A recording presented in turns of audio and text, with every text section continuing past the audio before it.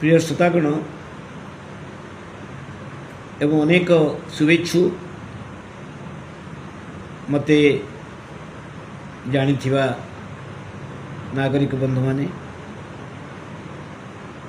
वर्तमान अति विनम्रतार सह राज्यर जन आदिवासी मुख्यमंत्री प्रशासन रे आदिवासी दलित मानकर अधिकार उपरे कौभली भाव निर्मम अमानवीय आक्रमण होची ताहा आपण मान विचार करिवा पे कहे। गत काली राति रे प्राय 2 ରୁ 3 मध्य रात्र शोइथिबा बेले समस्ते काशीपुर ब्लॉक कंटामाल ग्राम रे शह शह पुलिस फोर्स प्रवेश करी घर मानकर दुआर भांगी धमकी लोकों को जितेबाला जबरदस्त घर बाहर करने बसिले लोके स्वभावतः प्रतिवाद कले रात्र उठिक और बिना कारण बिना कौन आलोचन बिना कौन सेपरी परिस्थिति रे पुलिस लाठीमार करछि